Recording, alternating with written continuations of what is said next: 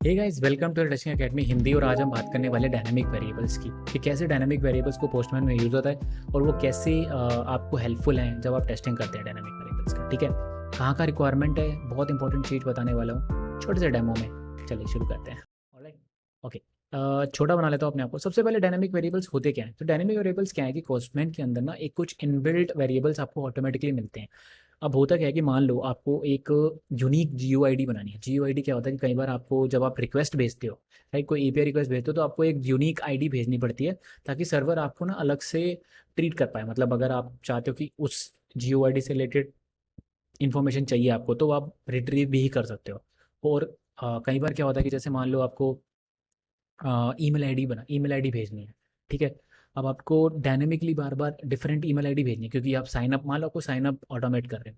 ठीक है, तो आपको हो सकता है कि आपको कोई रैंडम वेरिएबल चाहिए बार बार, है ना। तो इसके लिए पोस्टमैन ऑलरेडी आपको डायनामिक वेरिएबल्स प्रोवाइड करता है जिसको आप डायरेक्टली यूज़ कर सकते हो।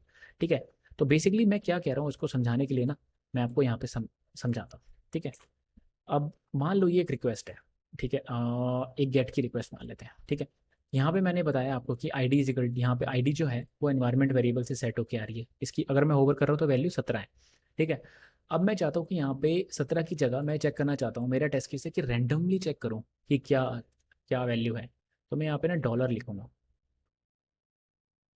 ठीक है, यहाँ पे मैं ये लिखूंगा, एक सिंगल करेक्टर देंगे। देखो, अब ये सारे जो हैं ये ऑलरेडी बने हुए डायनेमिक वेरिएबल्स हैं। यहाँ पे मैं जीओआई डाल सकता हूँ, टाइम स्टैम्प डाल सकता हूँ। तो कई बार आपको रिक्वेस्ट के अंदर टाइम स्टैम्प भेजना है।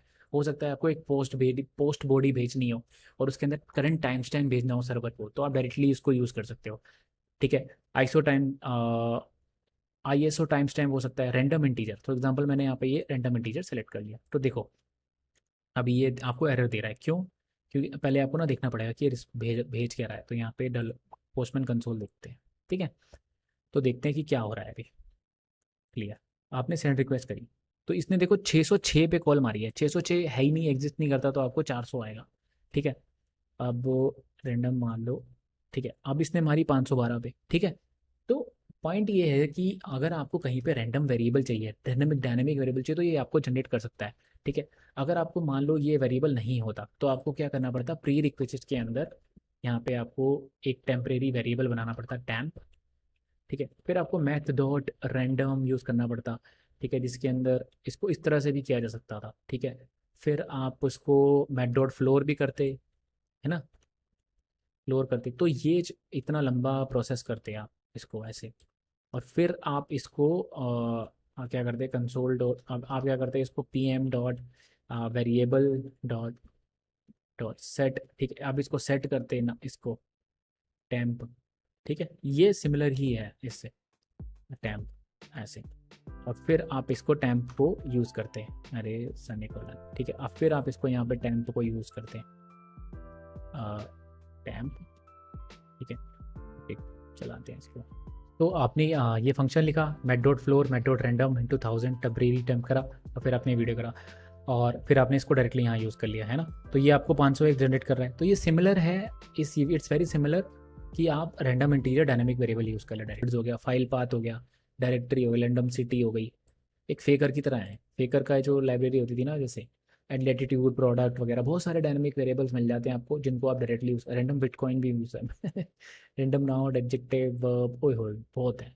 मीन्स यहाँ पे तो बहुत ही ज़्यादा है। रैंडम ईमेल आईडी हो गई, अगर आपको रैंडम ईमेल आईडी यूज़ करनी है। ठीक है, रैंडम फाइल टाइप हो गया, और बहुत सारे हैं। ठीक है, तो जिनके आगे डॉलर लगा हुआ वो सारे डायनामिक वेरिएबल्स हैं जिनका आप यूज़ कर सकते हो अपनी रिक्वेस्ट के अंदर अगर आप चाहते हो। तो यहाँ पे आप पोस्ट रिक्वेस्ट में यूज़ कर सकते हो, प्री में यूज़ कर सकते हो, जहाँ भी आपको चाहिए। यूआरएल में यूज़ कर सकते हो।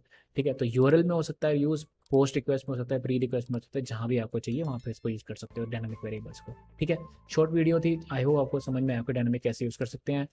ठीक है, GUID, time stamp, random integer, random email, फेकर data, जितना भी फेक डेटा करना डायनामिक की तरह आप यूज़ कर सकते हो। ठीक है, आपको बार बार हार्ड कोड करने की जरूरत नहीं है, इसका फ़ायदा ये है। ठीक है, हार्ड कोड करने की जरूरत नहीं है, डायनामिकली आपको चेक हो जाएगा। अगर आपको मान लो मल्टीपल साइन अप करने हैं और हर बार ईमेल आईडी नहीं भेजनी है, रैंडम ईमेल यूज़ कर लो, सॉरी, रैंडम ईमेल यूज़ कर लो और बस आपका काम चल जाएगा। आपको बाहर कोई लॉजिक लिखने की जरूरत नहीं है। ठीक है, बहुत ही ईजी है। ठीक है, आई होप आपको समझ में आया हो। अगली वीडियो में मिलते हैं।